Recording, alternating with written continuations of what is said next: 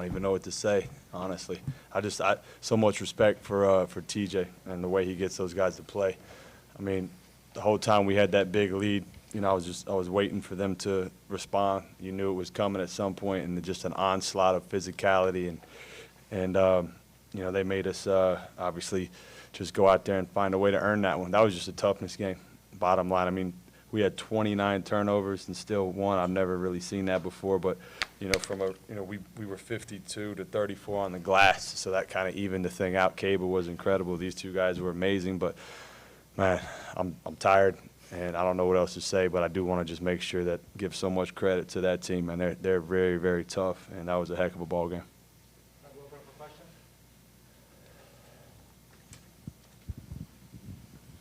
Coach, what do you feel like gave you guys such an advantage on the glass today when Iowa State has those bigs and, you know, rebounding guards?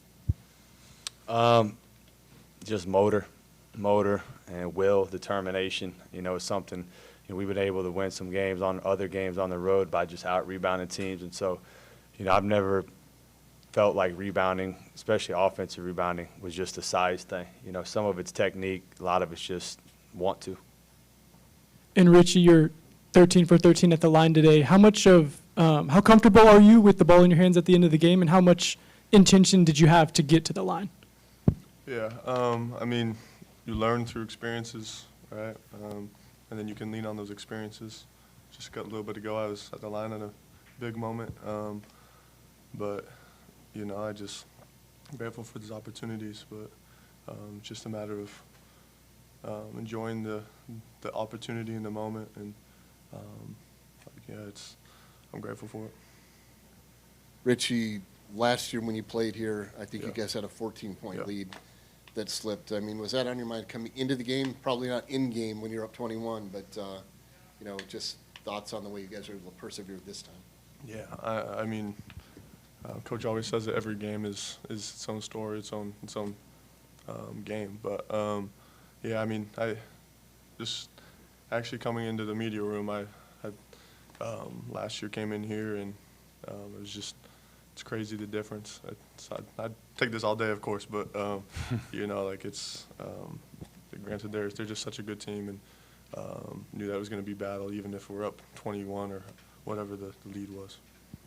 Kevin, when they went small, obviously you guys were able to beat them up on the glass, but was that what changed the game the last, I guess, 10, 15 minutes of regulation going into overtime?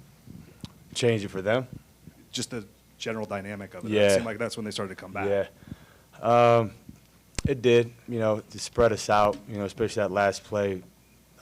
It's all running together, but when Big Fella got the roll, they spread us out with some smalls, that was a mistake on our part and didn't execute the coverage. But, yeah, I mean, when you put shooting out there, it spreads you out. But it also kind of worked to our advantage a little bit. You know, we were able to go at Milan a little bit in the pick and roll. Dallin made some big plays there. So we tried to use that to our advantage. I mean, their guards are just so tough. You know, they're just so – I've never seen as quick and strong of hands as those guys have. It's super impressive. So, honestly, man, we were just doing anything we could do to try to not turn the ball over, to be honest with you, and they made it really hard. And so just to further answer that question, though, when they went smaller, I think it upped the pressure. Really, that's really how the game changed. Dallin, how did it feel to score over 20 points for the second time in your career? Big time performance for you off the bench. You know, it felt really good to see hard work pay off. I thought my teammates really trusted me down the stretch, and Coach did, to make plays. And, you know, despite the turnovers, just had to keep going at them. And so, yeah, felt really good. Just wanted to help the team win in any way I can, and that's what I try to do. And tonight, that was the result. For Coach, obviously there's pretty big implications for the Big 12 tournament on this game. It seems like you guys have a good chance of not getting a double bye. Was that something that you guys talked about being an important, you know, effect of this game potentially? No, it's not something we talked about. With this particular team, we've found that just focusing on the next thing is the most important. Whether that's practice, shoot around, film session. I know that sounds super coachy, but it's what's made us good, honestly. So I didn't even mention it to the guys. Obviously, as a staff, we talked about it. These guys are dialed, man. These guys are super focused on what we're trying to do every game. We haven't looked down the road really at all.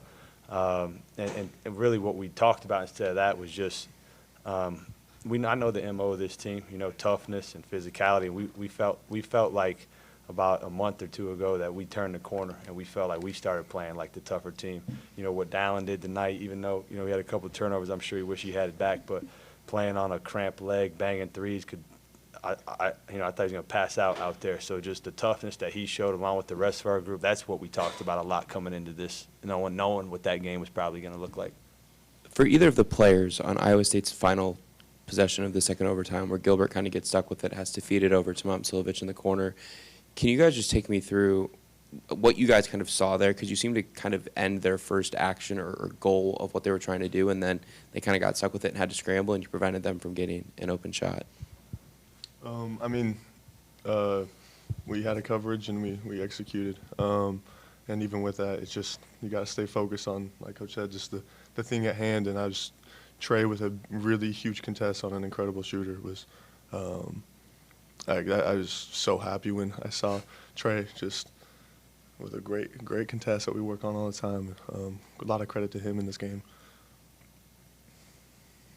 This is for each of you guys, and nothing's guaranteed, but it certainly looks likely that you guys might face Iowa State again in Kansas City. What do you have to say about that matchup after playing that game? Don't turn the ball over.